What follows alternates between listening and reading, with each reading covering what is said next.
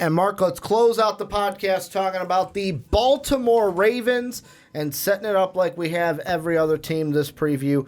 Offensively, they were 9th in yards per game, averaging about 374, almost 375 yards per game. They were 13 in offensive points per game, around 24 per game. Defensively, they were a top 2 defense with the Bears and the Rams.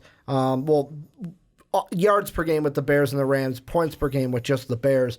They were first in yards per game, giving up only 293 yards per contest, and points per game.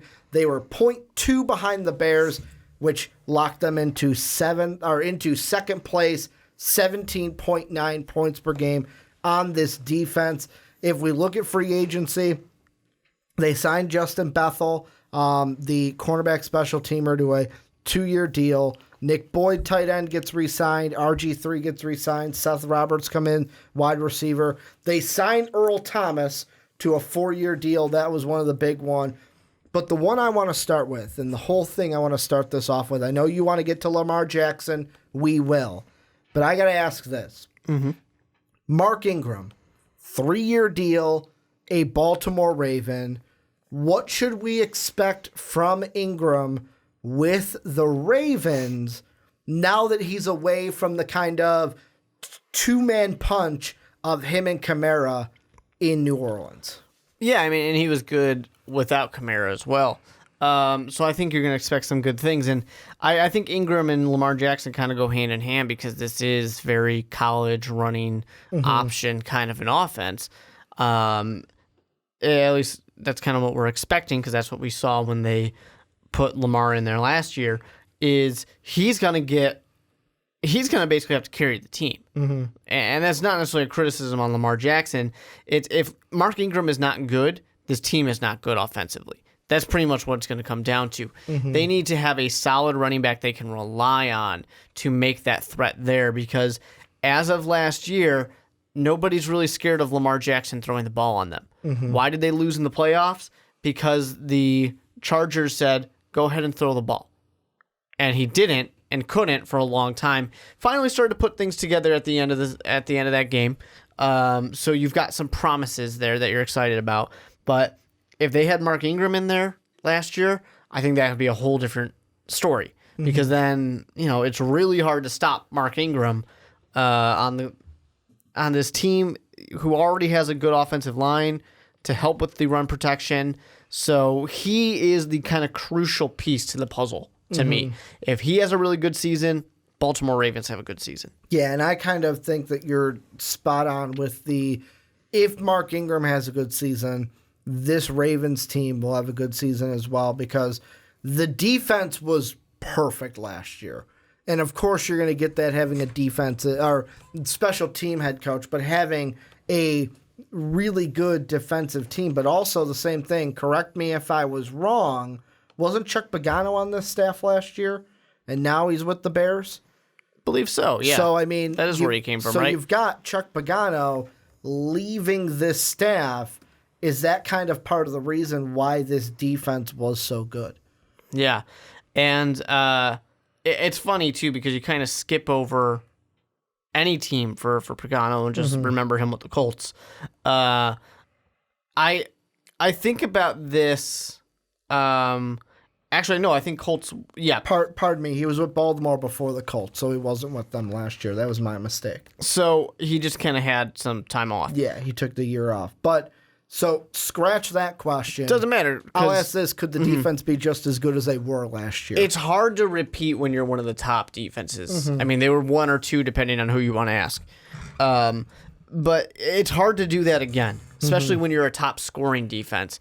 That's why last week when we talked about the Bears, I said the defense is going to step back. Same thing I feel like the Ravens. Defense will probably step back a little bit, but still be really good. It still be a top 5 defense and take a step backwards. That's still going to be a crucial part to the puzzle. But when the team wasn't scoring a ton of points in some of their games, they struggled a little bit.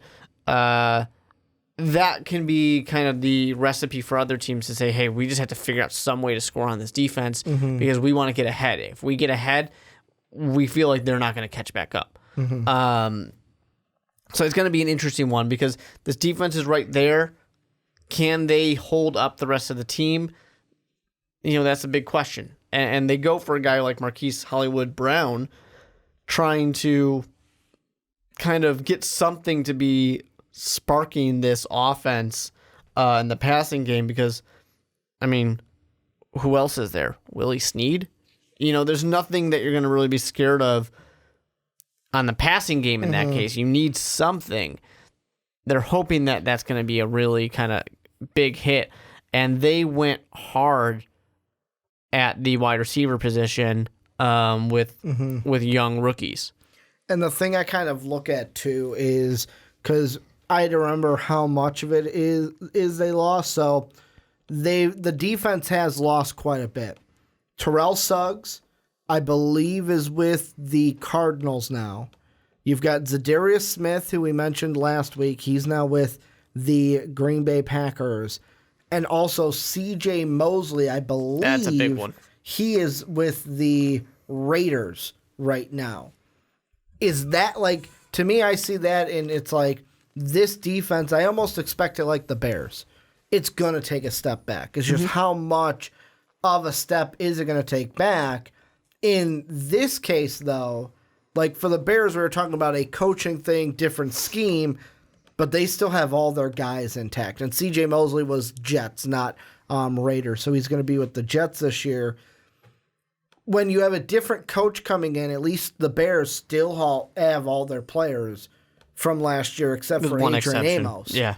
Whereas the Ravens, you're missing out on Mosley, who was big, Terrell Suggs, who was big yet old, and then Zadarius Smith, who was a good pass rusher as well. So are you almost expecting because of this, can we expect the Ravens to take more of a step back defensively than we expect the Bears to? Well, I would think so because you're losing quality players. The other thing that's going to be interesting is with Lamar Jackson having truly a full season to play, how is he going to do? How is he going to keep that offense moving? And with Ingram as well in that case. Correct me if I'm wrong. You're still questioning Lamar 100%. heading into year 2. Yeah, I'm 100% questioning him, and everybody else in the entire world should be questioning him too. It's not. It seems a little harsh, but at the same time, he was a sub 60 completion percentage, and they didn't trust him to throw the ball. Now, them not trusting him to throw the ball tells you one of two things: either the coaching staff wasn't ready, and he's going to excel once they do trust him, or the coaching staff knows something, and there's a reason they're not trusting him. And it's okay to say, hey, our rookie quarterback who wasn't supposed to play last year anyways isn't ready to throw the ball, 30, 40 times in a game. That's okay. There's nothing wrong with that. There's nothing wrong with them saying he's got some mechanic issues. We have to still work through them and still improve him. We're not ready to let him unleash yet. That's okay. But what concerns me is, a 2-to-1 touchdown to interception ratio. That's all right. You're not upset about that. Now, it's a very, very small sample size. It's 6-3. That doesn't really tell you very much at all. He also had a lot of scores on the ground last year. Yep. He had 8 on the ground. He did. I'm sorry, 5 on the ground. And a team that has RG3 on it right now, maybe they get concerned about that. Maybe you tell your guy, you know what? Maybe you don't run so much. Otherwise, you're going to be having the same complaints as Cam Newton saying, hey, refs, any of you see these guys hitting me? This would be a flag if it was Aaron Rodgers. So there are some genuine concerns there. 58% completion percentage. It just brings up to me, are they going to be able to let this defense be successful? A nice thing Lamar Jackson was able to do was extend drives with his legs. If he can't continue doing that this year, or maybe the coaching staff says, no, you got to throw the ball. If that just leads to the defense getting back on the field more often, they're going to get tired fast. Those defensive stats are going to drop down quite a bit then. I'm interested with Lamar Jackson to see how he steps forward. Just from today's practice on Tuesday, they're saying, this is from Jamison Hensley, saying Lamar Jackson had his best showing of the spring on Tuesday. He put nice touch on the ball on the 7-on-7 drills before struggling in team drills. Jackson bounced back in the red zone where he threw touchdown passes to Mark Andrews, Mark Ingram, and Seth Roberts. What that says to me is we still have no clue what we're going to get out of Lamar Jackson.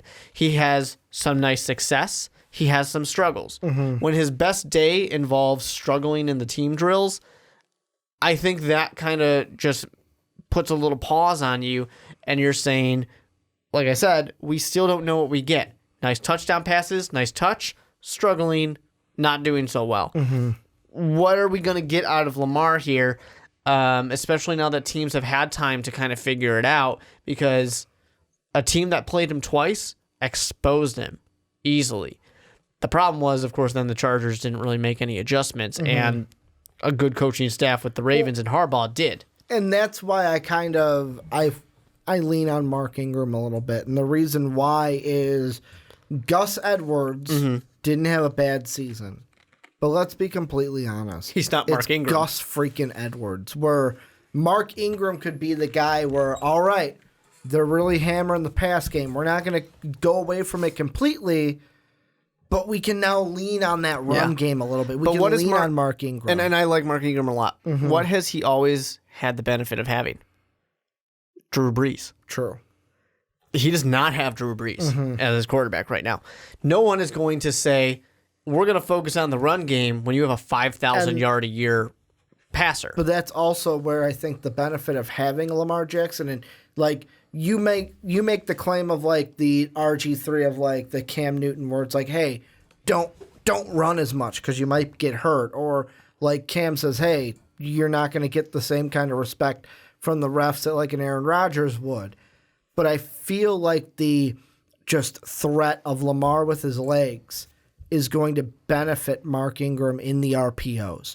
Well, it does benefit him in that case, but if teams are going to shut down the run, they're going to shut down the run. It's not that difficult if they're going to say, hey, we're going to focus on putting a spy here, or exactly what the Chargers did. We have athletic linebackers, which really were safeties and corners. They're going to catch him, because we're not afraid of his run game or his passing game. He played full games, 7 games last year. Do you want to guess how many he threw for over 200 yards? 7 games? Yeah. I'm going to say like 2. Close. 1. Okay. He threw for 204 yards once. The next closest was 279. Okay. And only had 2 games where he had a 60 or above you mean completion percentage. 179? Yeah, whatever I said. 279. Yeah, 179 was his next closest. And it was only the last 2 games. He's only had 2 games where he's had a 60% or above completion percentage. Lamar Jackson needs to show us that he can pass the ball when he's got the chance. And I will say, one of the big things this year, and I can't wait to see how he plays this year, is going to be Marquise Brown. Because you're talking about hey, let's get more yards for our quarterback. Last year, with the receivers that they had, I'm going to pull up their stats for like Michael Crabtree. Nothing to be excited about. Michael Crabtree wasn't going to be a huge deep threat for him. John Brown's good, but John Brown to me is not a number 1, number 2 wide receiver you want on your team. He's more like a number 3 at best to me. Same with Willie Snead. Whereas I feel like the 3 big guys that are going to be used in this passing game are going to be Marquise Brown when he develops into it, Mark Andrews, and then I think Hayden Hurst also is going to be one where he comes like the double tight end, Marquise Brown, and one I cannot wait to see how he does because I can't wait to see how much of the field he gets because we were high on him as like a after the first round kind of a wide receiver, but Miles Boykin from Notre Dame as well. I think it's totally possible here. They really got a hit on these guys like Marquise Hollywood Brown and Miles Boykin. Thank you for putting the respect on the name that I forgot to. Yeah. They really have to hit on these guys. So we'll see. We'll see if it works out for them. But like we talked about with like a guy like John Ross earlier today, a guy like Washington as well. Sometimes you draft these guys in the first round. You're expecting great things out of them, and these wide receivers just don't really translate. They just don't get that same separation now that they're playing really quality defenses that they might not have ever really played in college. So it can be a little bit difficult to translate sometimes for some of these wide receivers. What do you think of the schedule? Because the thing I will say I like about the schedule early on is that you get Miami and Arizona, two easier opponents, I'll say. Yeah, I can start rolling right away. But then you get hit with Patrick Mahomes. Exactly. Then you're going to play the Chiefs. And then you get packed with your division back to back to back. Yeah. They're not really getting any favors. I mean, fortunately, they get to play the Patriots at home. I guess that's nice. But you got to go to Seattle right before that. I mean, you also get Houston late, so there's a possibility they could be injured because they always are. They usually are. So it's interesting. Their schedule kind of bounces back and forth. It's like, hey, here's something good to be happy about. Oh, you got to go to LA to play the Rams. You know, like you get a lot of these back and forths of like, yay, oh. Is this going to be a year where this division, like now that we've seen all the teams and this is the last one, is this going to be a year where the winner in the AFC North is a 9-7 team? It's totally possible. Is it possible that like the Browns don't live up to the expectations? Yep. The Steelers have a fallback. The Ravens have a fallback, all because of their different reasons. The Browns being all the egos putting together. The Steelers being the loss of AB in that defense not really being added to. The Ravens being all the losses that they have on the defense, bringing that kind of back a little bit. Could this be a division where it's like almost like what the NFC West was a little bit ago, where it was like, man, Seahawks are in the playoffs. They're 9-7. It's they totally won the possible. Division. They're 9-7. And I don't even know that we're gonna get, like past years, you would say, yeah, Ravens and Steelers both in the playoffs, guarantee. You could say that year after year after year. Probably I don't think we're one. getting that. Yeah, I don't think we're getting that this year. Especially if the division winner's 9-7, then there's not going to be a wild card from this division. Yep, AFC South looks very likely to have multiple teams in the playoffs. AFC West, same thing, multiple teams in the playoffs. They had it last year. So it's going to be tough for that wild card team in the AFC to really get their chance. I will ask you this. Last thing about the Ravens. Odds are one of those last two games, either on the 22nd or the 29th against Cleveland or Pittsburgh, that one, if not both of them, are basically playoff games to end the year to either win the division or get into the playoffs. I could see them both potentially being playoff games. What I could see for the Ravens, because they are kind of my second team in the division, is I could see it being if they go into Cleveland and beat Cleveland, they're in. We don't really expect that to happen, though. So it's really going to come down to the Steelers. Okay, now if they beat the Steelers, maybe they're getting in on the wild card now. And then they kind of control their own destiny in that case. But it might also be they beat the Steelers, cool, now we need this team over here to lose to. So it's going to be tough. It's going to be a tough one to get into the wild card. Like I was saying before, there's just too many good teams in the AFC this year. Yeah, I'll be honest, this is the division where like most of them at this point, I can kind of pick a favorite to who I'm going to have win the division. Like AFC East, the Patriots, the NFC East, the Eagles. You've got I would say the Bears in the NFC North, the maybe... With me, I'd say Jaguars, Texans, or Colts in the South. Maybe like the Saints in the NFC South. The Chiefs, the Rams, where it's like this one to me is almost like I know the Bengals aren't going to win the division. Sorry, Cincinnati fans. But like other than that, I feel like this could be a division where it's like, wow, all three of these. It's like the Browns either win the division because they took a step up when the Steelers and Ravens took a step back, or the Browns aren't able to hit on their expectations, and the other two teams just take a step back to where they're all kind of at the same playing field, where it was like, wow, what would have been third in the AFC North last year is now first place in the AFC North this year. Sometimes the teams just beat up on each other. Any final thoughts before we end this podcast? Just that the AFC North has such great boom or bust potential for this coming season. It's going to be really, really interesting to see what actually happens. because, I mean, like we've mentioned, Steelers got the question after losing AB. The Browns have the question mark of putting all the pieces together. And then with the Ravens, that defense, I mean, even but the also Bengals, Lamar Jackson. they were hot for a while last year, and it just fell apart. And with the Bengals, it's injuries, plus their new head coach coming in, because they're the only team, well, the Browns too, have a new head coach, but he's kind of staying in with the staff, going from offensive coordinator to, well, quarterback coach to offensive coordinator now to head coach. But this is where you guys come in. Let us know what you guys think down below in the comment section. Don't forget to also check us out on Patreon, patreon.com/MostValuablePodcast. That is how you help support us, get into that Discord server, join podcasts, all that fun stuff. You can also catch us. We're doing some more live podcasts on Twitch, twitch.tv/MostValuablePodcast, and also rate and review the podcast on Apple Podcasts. Every 5-star rating means the world to us and helps us get into the ears of more people. Follow Mark at with 2 E's Mark Weber. I'm a Ricky Widmer. Most Valuable Podcast is at Most Valuable Pod. Thank you for watching on YouTube. Thank you for listening on podcast services around the world. And as always, have a good day, everybody.